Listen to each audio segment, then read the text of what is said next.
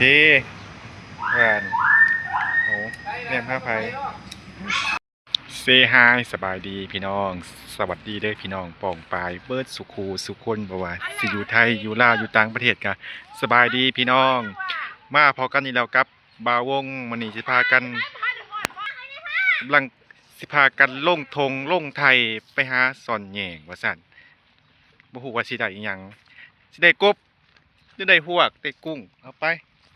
ย่างแล่นเล่นบ่ได้เนาะ สวัสดีสบายดีงามๆเอาหนกมือแต่ว่านี่มื่อนี้น้องข่อยมาน้ำเนาะใช้หนองเจ้าน้องข่อยอยู่ข้างหลังอยู่นะเอาต้นให้เบิ่งหน่อยนะต้นไหนจะไปใช้ต้นให้เบิ่งหน่อยไปชนปลาเนี่ยมื่อนี้สวนปลาเนาะมือนี่ไปย่างชนปลายังก็ชื่อพอสิไปสอดเบิ่งกุ้งพี่น้องบ่ฮู้ว่าสิมานหรือบ่มานน่าจะบ่มานนะข่อยก็บ่เบิ่งคนก็บ่เป็นตาแล้วเบิ่งข่อยก็บ่เป็นตาจับเป็นไข่กับมึงอ่ะนี่น้องกับบ่ไกลนี่พี่น้อง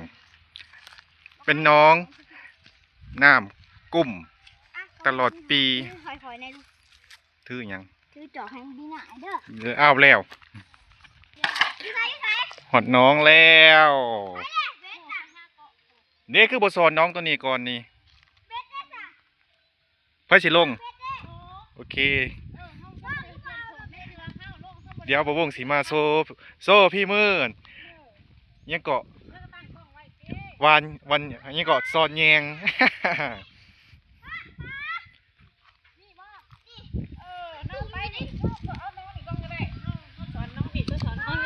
เอา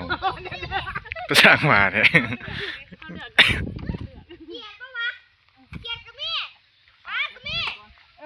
เบิ่งดูเกียงมันขาดบ่จักนะนี่ว่าได้ลงแล้วนะวินขาดกระเทียมจะได้ทำเป็นแนวมามันแห้งขี้ต้มน่ะขาดเพราะไม่แล้วอันนั้นมันยิบเอามันเอาหญ้าดิไม่ใช่แล้วน้ำกินน่องน่ะเอานี่น่ะเด้จะได้ว่าผิดเลยมันจะขายดิแกโอ้นะร้านทรายก็ได้น้องเป็นตามีกุ้งอยู่เด้นี่น้ำกระบอกอะไรพี่น้องพ้นบ่ตกก็สังเกตเบิ่งกันดินเด้อพี่น้องเด้อ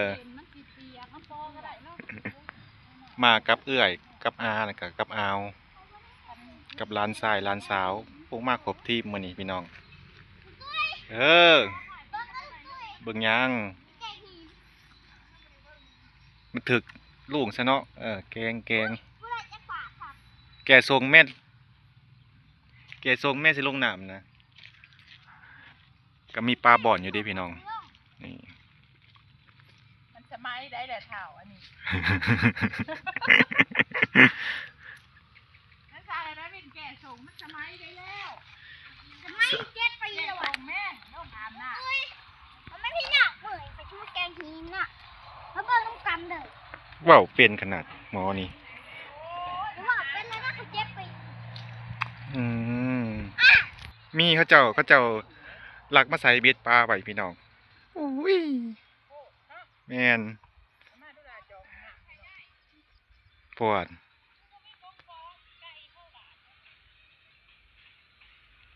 อันนี้เป็นเบ็ดที่เขาเจ้ามาหลักใส่ได้พี่น้องบ่แม่นเบ็ดซุ่มเฮากับบ่ได้มาจอบเบิ่งเด้เพราะว่าก็ไกลกับเพื่อนปู๊ดเพื่อนก็ไกลเนาะเอาปลานิ่นมันเอาตึงเราเอามาแต่ขอกหมู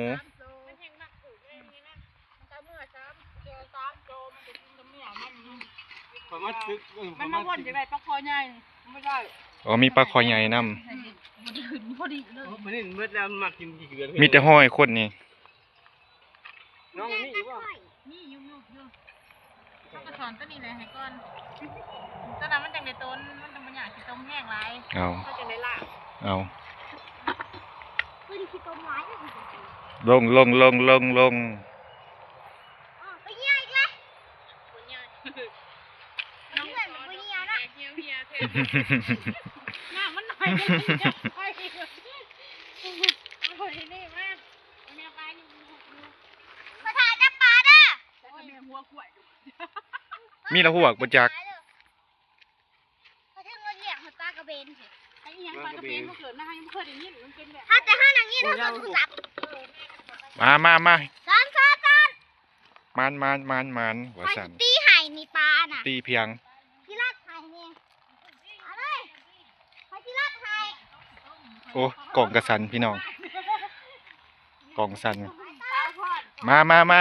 วทอดสอนสิ จะคือเศร้าพอดอันนี้เอ่ยทองนะ ทีนี้เอามาโลด โอ้ปลาซิวลายอยู่เด้น่ะเต้นลงเด้งอยู่นะ ข้าวทอดสอน วิ่งมาเก็บไม้ออกนี่วิ่ง นี่มาเก็บไม้ออกละ เก็บเมวิน พี่มาเก็บไม้สิเป็นไรเห็นอย่าไปลงกระต้มเลยต้มนั่นข้าวทอด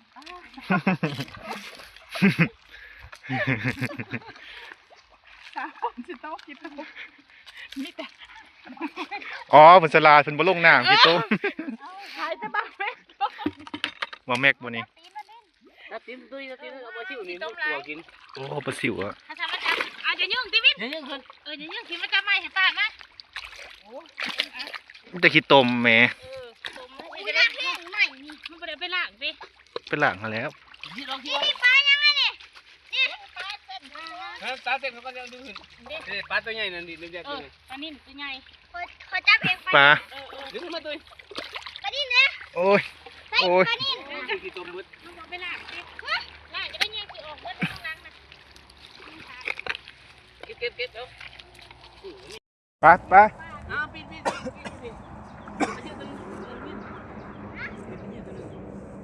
เขามาเอาปลานิ่มนี่เขาจะไม่อยากแล้วนี่เขาจะไปสอบ แล้วเว้ยมันเบิดอย่างแล้วมันเบิดเองหลานเป็นกบเบิดเบ็ดตาเนี่ยมันยังไม่ดีเนาะ เนี่ยข้าวพร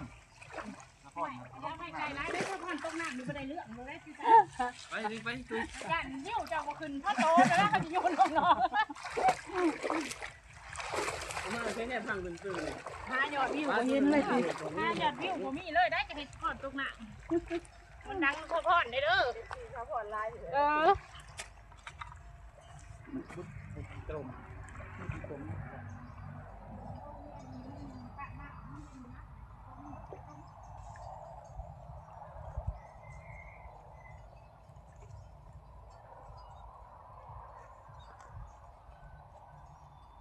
โอ้เริ่มล้มเลย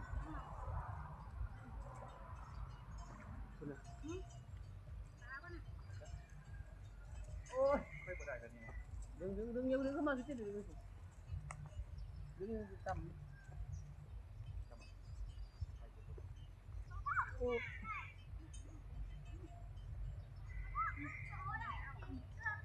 กินอะไรปะ โอ้ยระวังข้า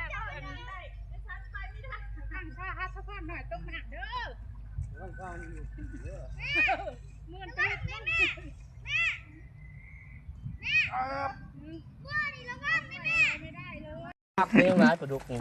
มันทำปลาถึกได้คำหนึ่งเนาะ มันอยู่ในกระป๋องอะเด้ ใช่แหละ ปลาหมังหอย ย่าเอเล่บ่เป็นปิงบ่โอ้ตื่นได้ไม่ใหญ่ กินก็มี เอ้าเขาไปเก็บด้วย กู คะ บอกไปแล้ว เรียกปลาดุก2 โตวนะ ดูช่องโต 3หุ่นโอ้ เขาขอไปนี่เลยตุ้ยป้า เก็บ คือว่าปลาคอก็มีเนาะ หอยกับพ่ออ้อมได้นั่น พ่อเขาจับได้ยืด แล้วจะว่า ฮะ พ่อ ผมไม่ใช่เลยเลยฟองนะ ใช่ยัง แม่ นะ ตัวนี้เขาจับได้ยืด เอาป้องมาละ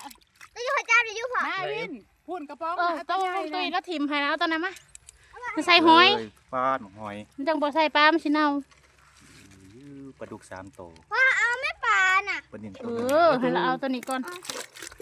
ตัวสิกินบ่ นี่แหละซ้ำนี่แหละท่อมสุนามา พ่อ ใส่ ปี เด็ด ได้แม่พ่อ โอ้โห เพราะมันพอลงแต่อันน้องผักบุ้งมันลงมาท้อง คือเจาะบนมาตึกบ่มีนะแต่เทมันหมุนกี่ตุ่ม สิต้ม กูตึกงมคักบ่คักมันถือเลยตัวคนบอก นี่ปัดปีหน้าเพิ่นสะออนกล่องคุณลุงตุ้ยคุณผู้แม่ชิดเลยสะออนนั่นนี่ บ่ได้เก็บ เอ้ย นั่นกับตัว คอยนี่อยากได้หยังคอยสิไปเอากล่องคุณ เดี๋ยวแต่หน่วยใหญ่มัน ปลาน้อย ดีเอามานี่เอาเข้าบ้านแน่ มันนี่กินเบิด ใส่กุ้ง มันหิวมันกิน พ่อนี่ได้กุ้ง เอาลูก จะกินลาย ใส่ใส่ น้ำคงจ้อมากับเบิร์ด ที่ให้บุกตุ้ยได้ขัวให้กิน พอยัง โอ้ยไปให้เขาเฮ็ดเลยเขาเฮ็ดบ่ได้เลย มันมีแต่กิน โอ้ยลืมไป แต่ เล เอา ย หน่อยๆใหญ่ๆเลย ฮะหน่วยใหญ่ น้อยหน่อยก็เอานะ อุ้ยจีนเนี่ยซอยเนี่ย เขาจะเอาครีมนี่ น้ำถูกกันนี่ เคย จิ้ม คอยซ้ำกันนี่เนาะ ปลาเนี่ยบ่พอเลยตัวหมุนที่ตัวบัวๆนะตอนเขาแกแยงมานะ เอาคือว่ามันคอตัวใหญ่เขาว่ะ ปลาหมูก็มีพูด ใหญ่ มาบ่อย ที่น้ำมันใหญ่ แล้วกุ้งคือโปเก็บเอา มันวดเอาอยู่มันเอาบ่ได้มุกกินเบ็ดมามันเห็นมันหรอ ป้าปลาใหญ่ มันบ่จ่อยมันหอยเนาะ โอ้น้อยกี่ต้มเนี่ยมันบริจอยเลยเด้อพี่ แล้วมันเต็มพลูว่าสั่น น้อยๆอยู่มันทั้งหมดเด้อ เอาเก็บปลาเด้อกุ้งคือบ่เอานี่ เอาไปอย่าว่าไรหรอก เอานะมาสอนกุ้ง นำพอมึงผักมึง ตูน น้ำพอจะบ่ได้ยินพ่อให้ลุงเว้นกว่าให้พ่อมาเอาเจ้าคนบ่ได้ถือกันมันหรอก แล้วคนคือกันหมดถือกัน ปลายังไง ถือกันไว้ดอก ปลาซิว เอาอยู่ในที่นั้นแนวคนบ่ได้ถือกัน เอา ก็ปล่อยตัว อัน นึ นี้ ง ก็พอค่ะก็อยู่กับผีดิเตียงกัน โทรหามื้อเช้านี่พอเธออีหยังอ้าวสิมันนอนตื่นสวยแท้ไปเฮ็ดงานอยู่บ่อยู่ใกล้เธอว่า อยากให้เราเขามีเงินหนักเดือนเนาะเขาจะตื่นเที่ยงได้ก็ยาแล้วครับก็ได้เขาเห็นปลาพอดีที่ยังไงส่วนก็ไปวันหนึ่งพ่อมึงอ่ะ พ่อบ่ พ่อ เอาหลอดมันก็เคย นี่เราถามบ่ชอบแม่ไม่ได้สนใจแล้วมันสนใจอยู่ เอาปีนลง ดูเชื่อจะได้หลานจ้า หนา นี่มันเห็นขนาดตัวเด่นกว่าหมู่ ใจ ปลาปลูกระดูกระ3ตัว เจ้าคนนั่นน่ะถึงเบ็ดเขาเบิดเลยเขามาใส่จนพวกเขาบ่อยากเขากี่เดือนไม่ใส่ น้ำมันบริลายดิ ปลานิ่นที่จะมาใส่น้ำกินเลย ชีดเท่าก็ได้ปนิน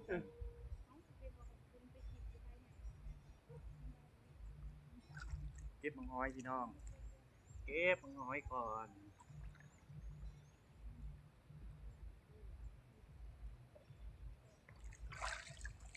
ผมมาตึกก่อนเนี่ยโอ้ยมีแต่ตัวใหญ่ตัวจริง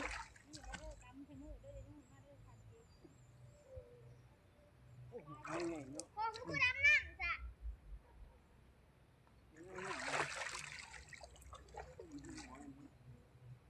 เย็นป่ะมันง่ายมากมันมาอาบน้ำเองพ่อหูยังไงนะผู้ใหญ่เลย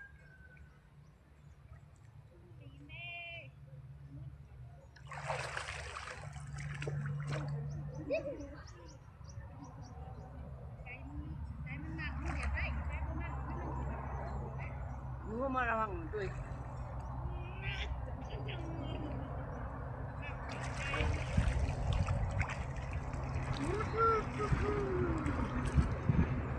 มาเป็นกอง มันกองอยู่แถวนี้แก่ไป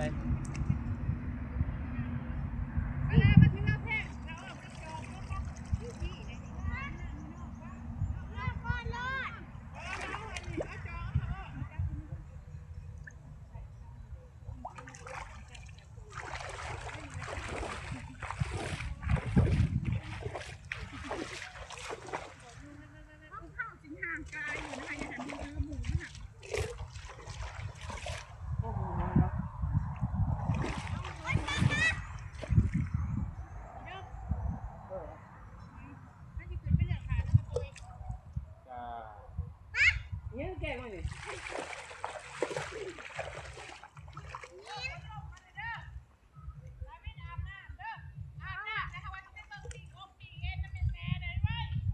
เดี๋ยวก่อน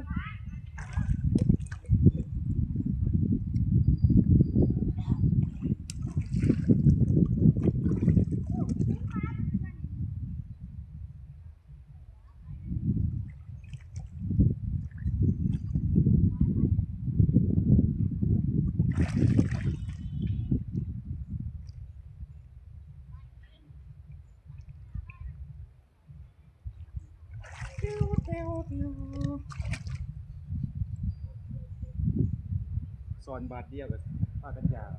โอ้ยเนี่ยขาดอันนี้ว่าขาดส่วนอะไรอย่างนี้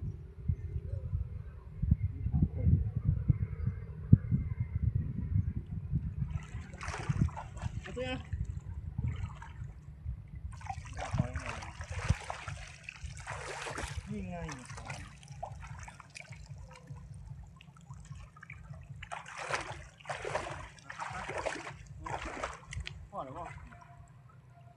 อเอากระสังหอยนั่นนะ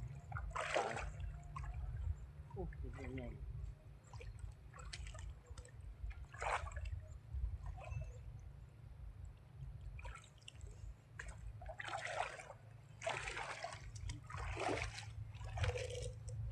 เอาก่อนนะ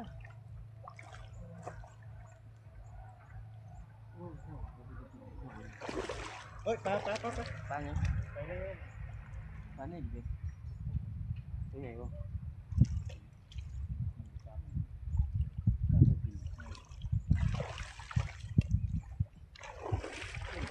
พื้นมันมันหอยนี่คือหอยใหญ่ป้าที่บ่าว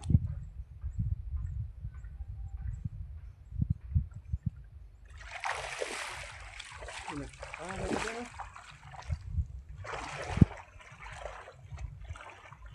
หมดตกออกอยู่โอ้เจ็บ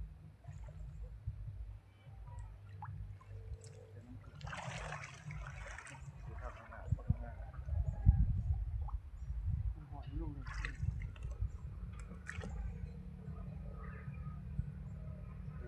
ใส่เด็กเป็นตัวอย่างเนาะ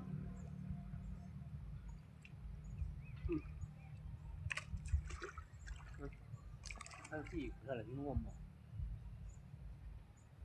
ที่กอง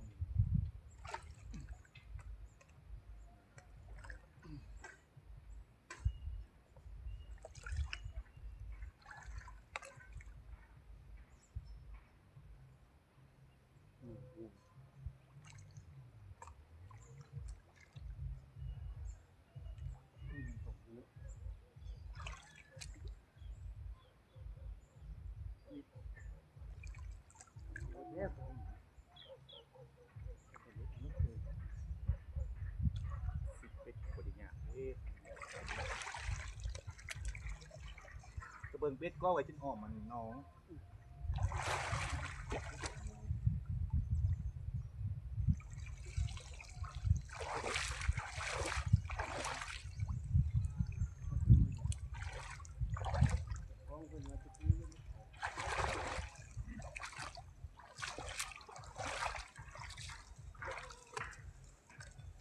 ได้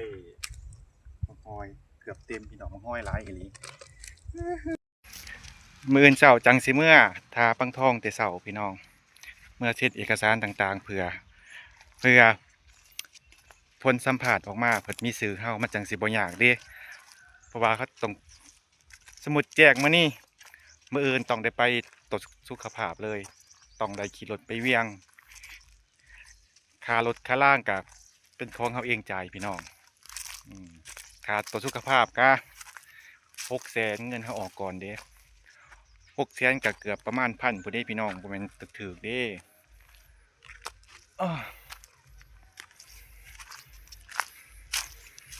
ถือว่าก็ต้องใช้เงินหลายพอสมควรเด้ค่าอยู่ค่ากินอีกค่ารถค่าล่างค่าตรวจสุขภาพโอ้เบิดหลายพันอยู่พี่น้อง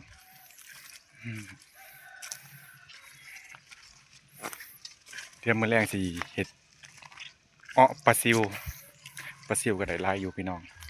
มีแต่โตบิ๊กโตใหญ่ๆตั้งใจสิมาสอนกุ้งแต่บ่มีกุ้งผิดขาดไปหน่อยนึงพี่น้องกุ้งบ่หลายแต่ว่าได้หอยแทน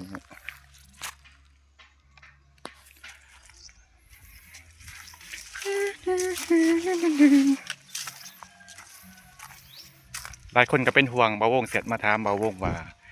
อย่าคิดร้ายอย่าเครียดร้ายบ่ได้เครียดอ่ะพี่น้องเศร้าแล้วเด้อขอบใจ FC หลายๆที่เป็นห่วงบ่าววงก็สิขยันลงคลิปให้เฮฮาปาร์ตี้บ่ให้เครียดบ่ให้ซีเรียส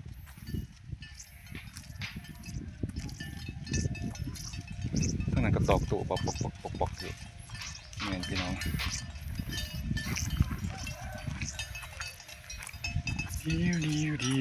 ดิวตอนนี้ครับเป็นเวลาอยู่5 โมงเข้า6 โมงโอ้ยโอ้โห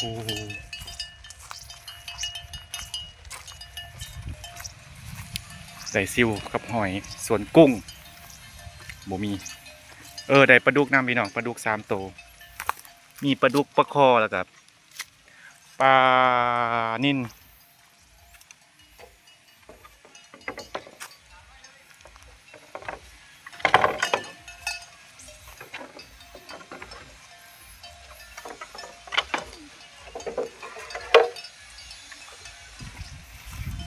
คือ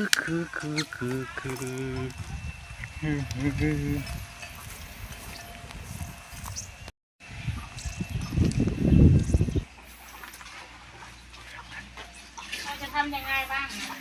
โอ้โหแลกกับโบไฮใจนิด เราจะเฮ็ดจังหากบ่ เอาเห็นได้สัก เฮาสิอู้เลยได้อเฮาสิอู้น้ำมันนั่งเลยแล้วก็เมื่อ โอ้กระโอ้ของกันจะกระแบงกันกิน หั่นแหละมันจังจบโลก อืม มันจะหาเก็บให้กินคืนกินใครมา สรุปสิอ๋อสิอู อู้กิน โอ้ยตั้งใจสิไปสอดกุ้งเป็นแต่ปลาซิว มีกุ้งปลาตู โอ้ยแต่หอยเคิง กุ้งโถ โทรเอาบ่เป็นไหม กุ้งขวดโอ้เดี๋ยวพวกลายไหมน่ะ นี่พระเอกอยู่บนนี้มีกบนำคือเอากบนะกบยำนี่บ่แสบเลย เสร็จแล้วยังเอามาให้ไง ได้กบ1ตัวปลาดุก3ตัวขึ้นปลาคอ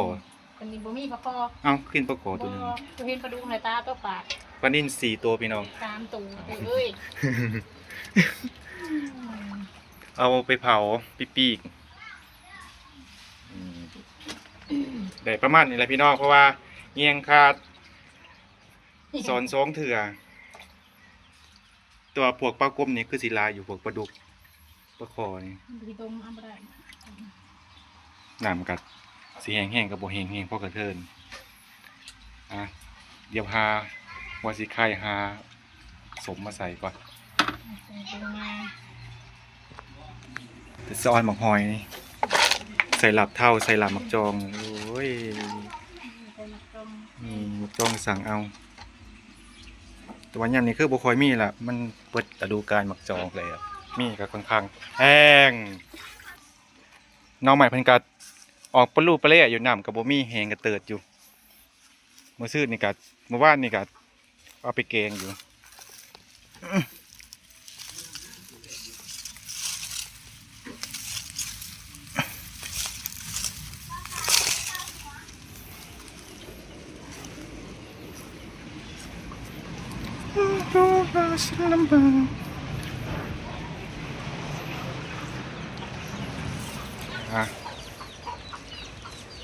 ใส่สมอยู่ตีบ่มีใบคาม แล้ว ใส่สม ว่าเอาสมตามเปียกแม่ง โอเคพี่น้องบ่าวงการแสดงเก็บภาพบรรยากาศไว้เพียงเท่านี้สุดท้ายนี้บ่าวงก็ขอบคุณขอบใจ FC หลายๆที่เขามาติดตามคอมเมนต์กดไลค์กดแชร์เป็นกำลังใจให้บ่าวงก็ขอให้ทุกคนมีสุขภาพแข็งแรงร่ำรวยเงินทองเฮงๆปังๆครับเดี๋ยวพอกันใหม่คลิปหน้าพี่น้อง